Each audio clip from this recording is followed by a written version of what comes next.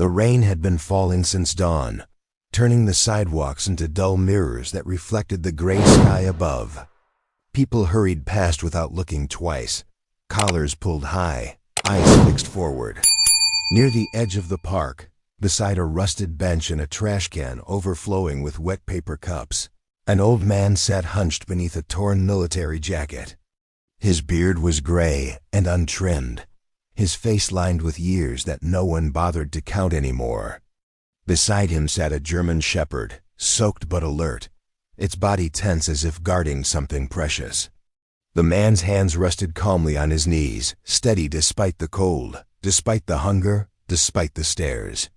He was invisible to most of the city, just another homeless figure blending into the background of concrete and noise. But his eyes told a different story. They were sharp, disciplined, watching everything. A patrol car slowed near the curb, tires hissing on wet asphalt. 2 officers stepped out, their boots splashing through shallow puddles. They were laughing about something, relaxed, confident, the kind of confidence that comes from knowing no one would question them. One of them noticed the dog first. "No dogs allowed in the park," he said loudly, more to show authority than to enforce a rule. The old man looked up slowly, his movements deliberate, respectful. He apologized, said the dog was all he had, that they would leave soon. His voice was calm, controlled, with no trace of fear. That calm irritated the officers. One of them kicked the bench lightly, making the metal shriek. The dog growled low, a warning, but the man placed a hand on its head, silencing it instantly. The officers exchanged looks, amused. They asked for identification, already knowing he didn't have any. When he explained that his papers had been lost years ago, they smirked.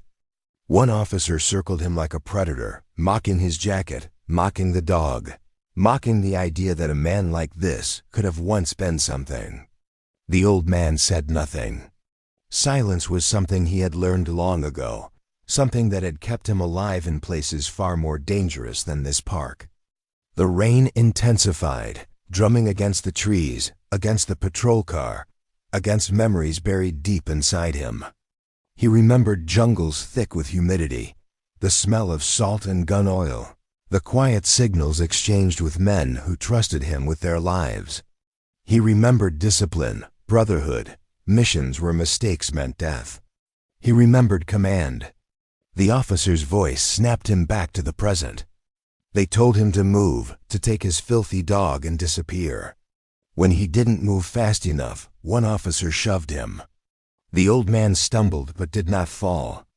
His grip tightened for a brief moment, muscle memory awakening, calculating angles, distances, outcomes. In less than a second, he knew exactly how to disable both men without causing permanent damage. He also knew he wouldn't do it. Not here, not now. He lowered his head and stood up slowly, pulling the dog close. That restraint, that refusal to react, confused the officers. One of them shoved him again, harder this time, laughing when the man nearly lost his balance. A small crowd had begun to gather, phones discreetly raised, capturing pieces of the scene without understanding it. To them, it looked like authority doing its job, like order being maintained. The old man finally spoke, his voice low but clear, asking only that they leave the dog alone. Something in his tone caused the laughter to fade for a split second, but pride pushed it away. The officer reached toward the dog, threatening to take it to the pound. That was the moment the old man's eyes changed. Not with anger, but with something colder, something final. Before anything else could happen, a black SUV rolled to a stop across the street. It didn't belong in this neighborhood. Clean, polished, government plates. Another vehicle followed, then another. Doors opened in perfect sequence. Men in dark coats stepped out, scanning the area with practiced precision. The crowd went silent. The officers froze, suddenly aware that this situation had shifted beyond their control. A tall man with silver hair approached, his posture rigid, his presence commanding without a word spoken. He looked at the old man, and something like recognition flashed across his face. He ignored the officers completely, walking straight toward the bench.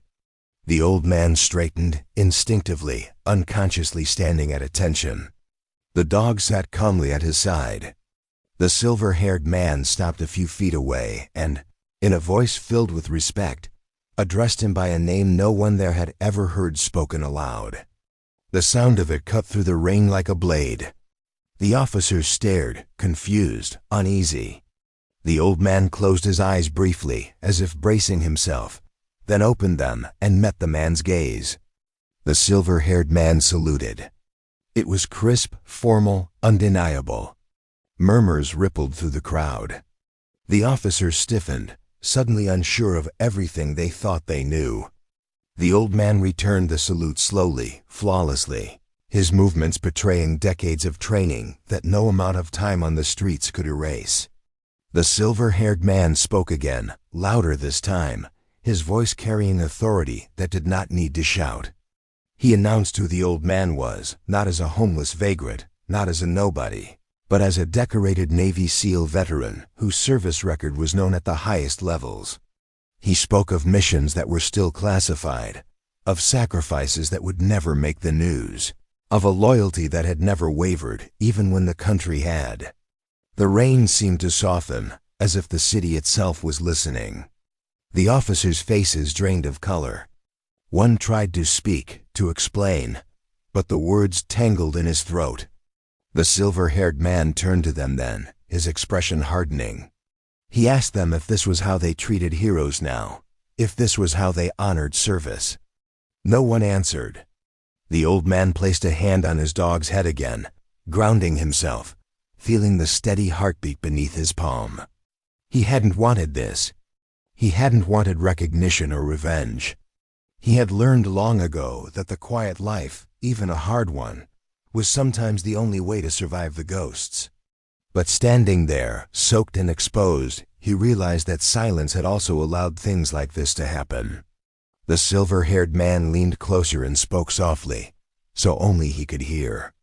He told him it was time, that things had gone too far, that the past could no longer stay buried. The old man looked around at the watching faces, at the officers who could no longer meet his eyes, at the city that had forgotten him. He exhaled slowly, a breath he felt he had been holding for years. Somewhere deep inside, the soldier who had never truly left finally stepped forward. The rain continued to fall, but now it felt different, like a cleansing rather than a weight. This was only the beginning. The officer stood frozen as the silver-haired man's presence settled over the park like a storm cloud. His eyes moved from one uniform to the other, measuring, judging, remembering. He had seen men like them before, in different uniforms, in different wars, abusing power because they thought no one stronger was watching. He spoke calmly, but every word carried weight. He ordered them to step back. Not asked, ordered. They obeyed without realizing why.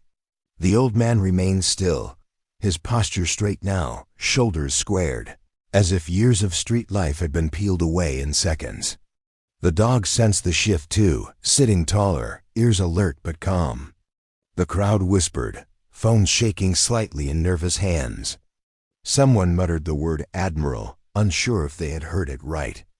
The silver-haired man turned back to the old man and lowered his voice again, reminding him of a promise made long ago, a promise to never abandon his brothers, living or dead. The old man nodded slowly. He remembered that night vividly, the sound of rotors overhead, the burning smell of fuel, the faces of men who trusted him more than themselves. He remembered making choices no one else could make, choices that haunted him long after the medals stopped shining. After the war, after the ceremonies, after the speeches, there had been silence, bureaucracy, forgotten files, injuries that didn't show on scans, nightmares no doctor could cure. He had drifted, refusing help, believing distance was the only way to keep others safe from his darkness. The Admiral knew this story. He had watched it unfold from behind desks and closed doors, frustrated by systems that moved too slowly or not at all. Today was different. He gestured toward the SUV, offering warmth, shelter, conversation. The old man hesitated. Accepting meant reopening doors he had sealed shut. It meant questions, memories, responsibility.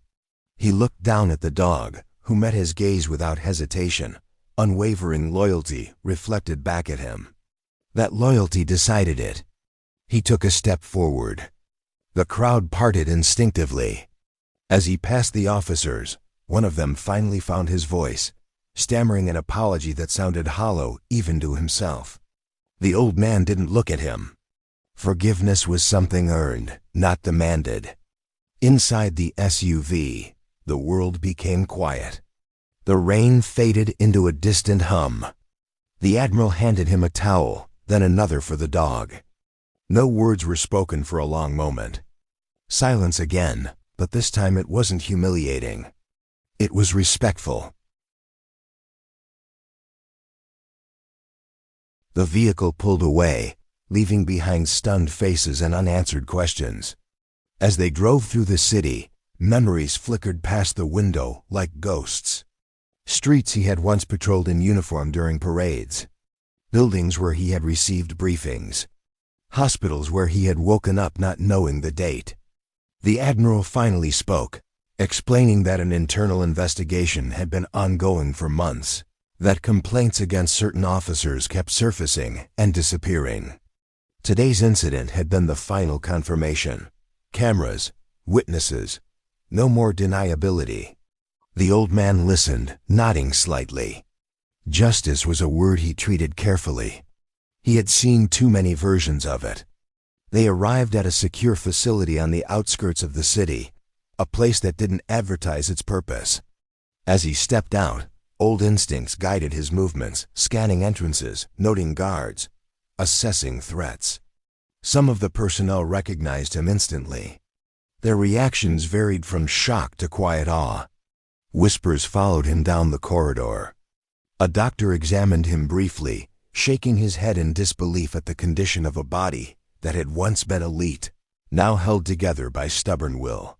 Food was brought, simple and warm. He ate slowly, savoring it without greed. The dog lay at his feet, finally relaxed. Later, the Admiral joined him in a small room with a single table. Files were laid out, thick with reports, names, dates. The Admiral explained that the officers from the park were not isolated cases. They were part of a wider pattern of corruption, intimidation, protection rackets. Evidence was finally solid enough to act, but public trust was fragile. They needed more than arrests. They needed truth. A face. A story that reminded people what integrity looked like. The old man leaned back, closing his eyes. He knew where this was heading. He also knew the cost. Being visible again meant being vulnerable. It meant the past would no longer stay quiet. The Admiral didn't pressure him. He simply said that whatever choice he made would be respected, but that some battles came to you whether you wanted them or not. That night, the old man slept in a clean bed for the first time in years. He dreamed of the ocean, endless and dark, waves rising and falling like breath. In the morning, news footage played silently on a screen. The incident at the park was everywhere now, stripped of context, filled with speculation. Commentators argued. Some defended the officers. Some questioned the Admiral's involvement. The old man watched without expression. He had never fought for approval. He fought for necessity. By midday, he agreed to speak, not to the media, but to an internal review board. He told them everything. Missions, failures, cover-ups, moments when lines had been crossed because survival demanded it. He named names. He provided details no one else could. The room was heavy with the weight of it. When he finished, no one spoke for a long time. Outside, arrests were already being made. The officers from the park were taken into custody, their badges removed, their arrogance gone. Across the city, others felt the net closing. The Admiral stood beside the old man later that evening, watching the sun dip below the horizon. He thanked him, not as a superior, but as a friend. The old man shrugged lightly. He said he hadn't done it for thanks. He had done it because someone had finally threatened the one thing he still cared about. He bent down and scratched the dog behind the ears. The Admiral smiled sadly. He said that maybe now it was time for the country to care back. The old man wasn't sure he believed that yet. Trust, once broken, took time to rebuild. But as the lights came on across the city and sirens echoed in the distance, he felt something he hadn't felt in a long time: purpose. Not the kind that came from orders or missions, but the kind that came from choosing to stand up when silence was no longer an option. Tomorrow would bring consequences, exposure, danger. But for tonight, he allowed himself a single quiet moment of peace. That morning arrived without ceremony. No alarms, no shouted commands, no distant explosions. Just light slipping through the narrow window and the steady breathing of the dog curled at the foot of the bed. The old man woke before anyone else, as he always had, his body conditioned to rise ahead of danger. For a moment, he didn't know where he was. Then the quiet settled in, unfamiliar but not unwelcome. He sat up slowly, joints protesting, scars reminding him of time's passage. He ran a hand through his beard and exhaled. Outside the room, movement had already begun. Phones rang. Doors opened and closed. Decisions were being made without him now, carried forward by what he had set in motion. He stepped into the hallway, nodding politely at people who looked at him with a mix of respect and curiosity. He didn't correct them. He didn't explain. He had learned that identity was a heavy thing, best carried lightly. The Admiral met him in a small briefing room, coffee already poured. He spoke plainly. Overnight, more evidence had surfaced. Financial trails, recorded calls, entire units compromised. What had started as one ugly incident in a park had cracked open something rotten at the core. The system was resisting, as it always did, but it was moving. Slowly, painfully, the old man listened without interrupting. He asked only one question: what would happen to the dog? The Admiral smiled faintly and said that problem had already been solved. Papers were ready. Veterinary care scheduled. A small house near the coast, quiet and anonymous, had been secured if he wanted it. No cameras. No speeches. Just space. The old man stared at the steam rising from his coffee. For years, survival had been his only plan. The idea of a future felt almost reckless. He asked what the cost would be. The Admiral answered honestly. Some would see him as a hero, others as a liability. There would be threats, legal battles, attempts to discredit him. His name would surface again and again, dragged through arguments he had no interest in winning. The old man nodded. War had taught him that there was always a cost. The question was whether it was worth paying. By noon, word had spread beyond the city. Veterans reached out through quiet channels. Men he thought were dead. Others he had buried with his own hands. Messages were short, simple: "You're not alone." That shook him more than any medal ever had. In the afternoon, he stood before a small group of investigators one last time. This time, he didn't speak about missions or corruption. He spoke about accountability, about power without restraint, about what happened when uniforms became shields instead of responsibilities. His voice never rose. It didn't need to. When he finished, one of the younger officers in the room wiped his eyes, ashamed and grateful at the same time. As evening approached, the Admiral drove him personally to the edge of the city. There were no sirens, no escorts. Just two men who had shared too much history to pretend this was casual. They stopped near the water, where the air smelled of salt and rusted metal. The Admiral handed him a small envelope. Inside was an old photograph, creased and faded.